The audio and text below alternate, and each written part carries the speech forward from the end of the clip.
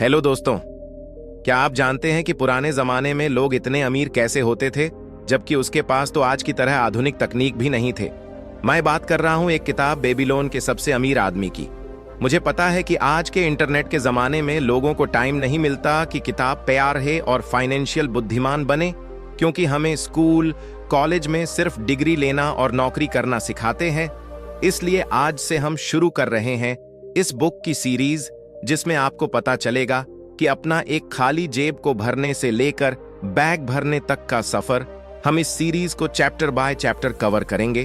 तो शुरू करते हैं आज का पहला चैप्टर, जिसका नाम है एक इंसान जिसने स्वर्ण की इच्छा की।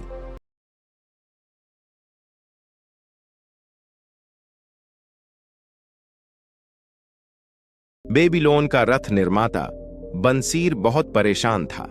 अपनी संपत्ति के चारों ओर बनी निचली दीवार पर बैठकर वह अपने घर और अपने वर्कशॉप की ओर देख रहा था, जिसमें एक संपूर्ण रथ तैयार खड़ा था। उसकी पत्नी अक्सर खुले दरवाजे पर दिखाई दे जाती थी।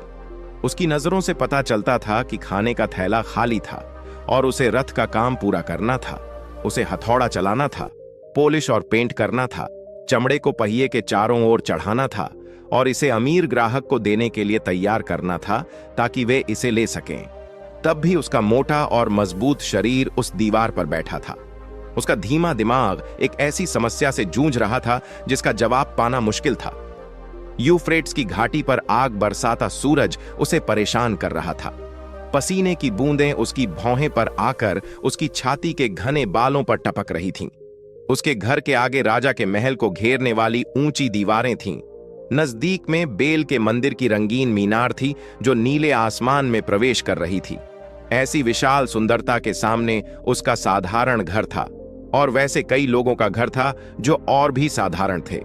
बेबीलोन ऐसा ही था, विशालता और साधारण का समावेश, चमकती अमीरी और उदास गरीबी का संगम, जो साथ साथ मिलकर शहर की मजबूत दीवारों के बीच वास कर रहे थे।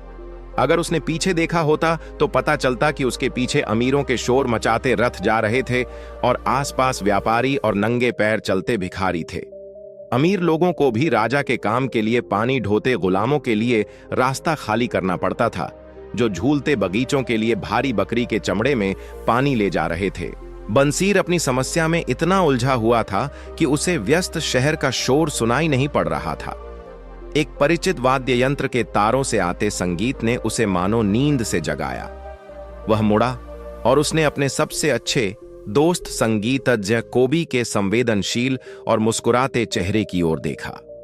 मेरे अच्छे दोस्त, भगवान तुम्हें ढेर सारी आजादी दे, कोबी ने सलाम करते हुए कहा। लेकिन तब भी ऐसा लगता है कि वे इतने दयालु हैं कि तुम्हें काम करने की जरूरत नहीं है। मैं तुम्हारे सौभाग्य में तुम्हारे साथ खुश हूं और इसे मैं तुम्हारे साथ बांटूंगा भी।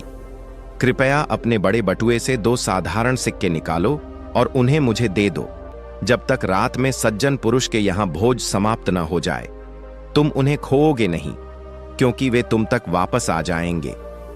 अगर मेरे पास 2 सिक्के होते, बंसीर ने दुख से कहा, तो मैं उन्हें किसी को भी नहीं देता, तुम्हें भी नहीं मेरे प्यारे दोस्त, क्योंकि वे मेरी पूरी संपत्ति होते।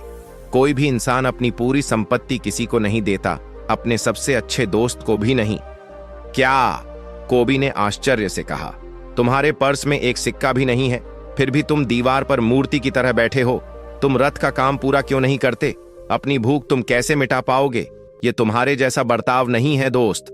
तुम्हारी अंतहीन ऊर्जा कहां है? क्या तुम्हें कोई चीज परेशान कर रही है? क्या भगवान ने तुम्हारे लिए समस्याएं खड़ी की हैं?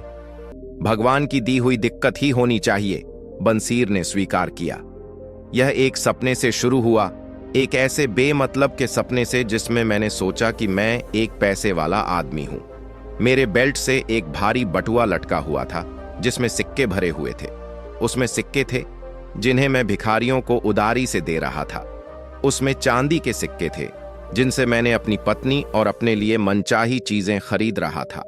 उसमें सोने के सिक्के थे जो मुझे सुरक्षित भविष्य का एहसास देते थे और चांदी को खर्च करने की हिम्मत देते थे। संतुष्टि का एक एहसास मेरे अंदर था। तुम मुझे एक मेहनतकश दोस्त के रूप में नहीं जानते होते, न ही मेरी पत्नी मुझे ऐसा जानती। अगर उसका चेहरा झुर्रियों से आजाद और खुशी से चमक रहा होता, वह फिर से अपने नए विवाहित जीवन की मुस्कुराती लड़की होती। सच में एक सुंदर सपना था, कोबी ने कहा, लेकिन ऐसे खुशनुमा एहसासों ने तुम्हें दीवार पर बैठी उदास मूर्ति के रूप में कैसे बदल दिया? सच में? क्यों? क्योंकि जब मैं उठा और मैंने देखा कि मेरा पर्स कितना खाली है, विद्रोह की एक भावना मेरे शरीर में दौड़ गई। इस बारे में बात करते हैं, क्योंकि जैसा जहाजी कहते हैं, हम दोनों एक ही नाव में सवार हैं। छोटी उम्र में हम पुजारियों के पास ज्ञान पाने गए, बड़े होने पर भी हम अच्छे दोस्त बने रहे। हम अपनी तरह के संतुष्ट लोग रहे हैं। हमें लंबे समय तक काम करके और अपनी आमदनी खर्च करके खुशी मिली है। हमने पिछले सालों में इतने सिक्के कमाए हैं, लेकिन हम उन खुशियों को नहीं जानते जो पैसों से आती है। हमें सिर्फ उनके सपने आते हैं। वाह, क्या हम मूर्ख भेड़ों से ज्यादा कुछ हैं? हम दुनिया के सबसे अमीर शहर में रहते हैं। व्यापारी कहते हैं किसी के पास भी हमारे जितना धन नहीं है। हमारे आसपास इतना धन है, लेकिन ये हमारे लिए नहीं है। आधी जिंदगी के श्रम के बाद भी मेरे अच्छे दोस्त, तुम्हारे पास एक खाली बटुआ है और तुमने मुझसे कहा, कृपया अपने बड़े बटुए से 2 साधारण सिक्के निकालो और उन्हें मुझे दे डालो, जब तक रात में सज्जन पुरुष के यहां भोज समाप्त न हो जाए। नहीं, मैं मानता हूं मेरा पर्स तुम्हारे जितना खाली है। मामला क्या है? हम सोने और चांदी क्यों नहीं कमा सकते जो खाने और कपड़ों से ज्यादा दे सके? बंसीर, हमारी दोस्ती के इतने सालों में कभी भी तुमने ऐसी बात नहीं की। कोबी चकरा गया। इतने सालों में मैंने कभी इस तरह से नहीं सोचा। सुबह से लेकर रात होने तक मैंने अपने रथों पर उतनी मेहनत की ले जितना कोई इंसान कर सकता है, अंदर ही अंदर आशा करते हुए कि ईश्वर मेरे अच्छे कामों को देखेगा और मुझ पर समृद्धि बरसाएगा। पर ऐसा नहीं हुआ। अब लगता है ऐसा कभी नहीं होगा। इसलिए मेरा दिल उदास है। मैं एक पैसे वाला आदमी बनना चाहता हूं। मैं जमीन और मवेशी का मालिक बनना चाहता हूं। मैं अच्छे कपड़े और बटुए में सिक्के रखना चाहता हूं। मैं अपनी पूरी ताकत से इन चीजों के लिए काम करना चाहता हूं, अपनी पूरी कुशलता के साथ, अपनी पूरी बुद्धि के साथ। पर मैं चाहता हूं कि मुझे मेरी मेहनत का पुरस्कार मिले। हमारे साथ मामला क्या है? मैं फिर से पूछता हूं, हम उन लोगों की तरह अच्छी चीजों को आनंद क्यों नहीं उठा सकते जिनके पास इन्हें खरीदने के लिए स्वर्ण है? अगर मैं इसका जवाब जानता, कोबी ने जवाब दिया, तो मैं भी तुम्हारी तरह ही संतुष्ट होता। संगीत से मेरी कमाई जा चुकी है। अक्सर मुझे इस तरह से प्लान बनाना पड़ता है कि मेरा परिवार भूखा न रह जाए। साथ ही मेरे सीने में एक ऐसे बड़े वाद्य यंत्र के लिए गहरी इच्छा है जिससे मैं ऐसा संगीत पैदा कर सकूं जो मेरे मन की गहराई से आए। इस तरह के यंत्र से मैं ऐसा संगीत बना सकता हूं जो राजा ने कभी न सुना हो। तुम्हारे पास ऐसा वाद्य यंत्र होना चाहिए। पूरे बेबीलोन में कोई भी इंसान इतना मधुर नहीं गा सकता, इतना मीठा नहीं गा सकता जिससे सिर्फ राजा नहीं बल्कि देवता भी खुश हो जाएं। लेकिन तुम ऐसा कैसे कर सकते हो जब हम दोनों राजा के गुलामों की तरह गरीब हों? घंटी को सुनो, देखो वे यहां आ रहे हैं। उसने अधनंगे, पसीने से तरबतर पानी ढोते लोगों की कतार की ओर इशारा किया जो नदी से पतली सड़क की ओर जा रहे थे। मार्च करने वाले वे 5 थे। हर एक के ऊपर बकरी की खाल के भारी थैले में पानी था। एक अच्छे कद वाला आदमी उन लोगों का नेतृत्व कर रहा था। कोबी ने घंटी वाले इंसान की ओर इशारा किया जो बिना किसी बोझ के आगे बढ़ रहा था। अपने देश का एक शक्तिशाली आदमी है, यह साफ दिखता है। इस कतार में कई अच्छे कद वाले लोग हैं। बंसीर ने स्वीकार किया। हमारी तरह अच्छे लोग हैं। लंबे गोरे लोग जो उत्तर से हैं, दक्षिण से हंसते हुए काले लोग हैं, आसपास के देशों से छोटे भूरे लोग हैं। सभी एक साथ नदी से बगीचों की ओर जा रहे हैं, आगे पीछे, हर रोज, हर साल। इनके पास सामने देखने के लिए खुशी नहीं है। टैंकों के बिस्तर पर सोते हैं, खाने के लिए मोटा दलिया है। इन बेचारे लोगों पर दया आती है। कोबी, उस पर मुझे भी दया आती है। तब भी मुझे दिखता है कि हमारी हालत इनसे खास अच्छी नहीं है, हालांकि हम खुद को आजाद कहते हैं। यह सच है कोबी, भले ही सुनने में कितना बुरा लगे। हम हर साल इसी तरह से गुलामों वाली जिंदगी नहीं जीना चाहते। काम काम बस काम, पर कहीं पहुंच नहीं रहे। क्या हम नहीं सीख सकते कि कैसे उनकी तरह स्वर्ण पा सकें? कोबी ने पूछा। शायद हम उन लोगों से कोई रहस्य सीख सकें जो जानते हैं, बंसीर ने सोचकर जवाब दिया। आज के दिन कोबी ने सलाह दी। मैं अपने पुराने दोस्त अरकद से मिला, जो अपने सोने के रथ में जा रहा था। मैं कहूंगा कि उसने मुझे वैसे अनदेखा नहीं किया जैसा करना बहुत लोग अपना अधिकार समझेंगे।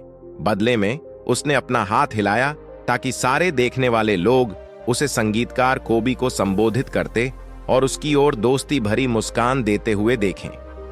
उसे बेबीलोन का सबसे अमीर आदमी माना जाता है, बंसीर ने सोचा। वह इतना अमीर है कि राजा भी उससे खजाने के लिए मदद लेते हैं, कोबी ने कहा। इतना अमीर, बंसीर ने कहा। मुझे डर लगता है कि कहीं मैं अपने हाथ उसके मोटे बटुए पर न डाल दूं। बकवास, कोबी ने फटकारा। एक इंसान की संपत्ति उसके बटुए में नहीं होती।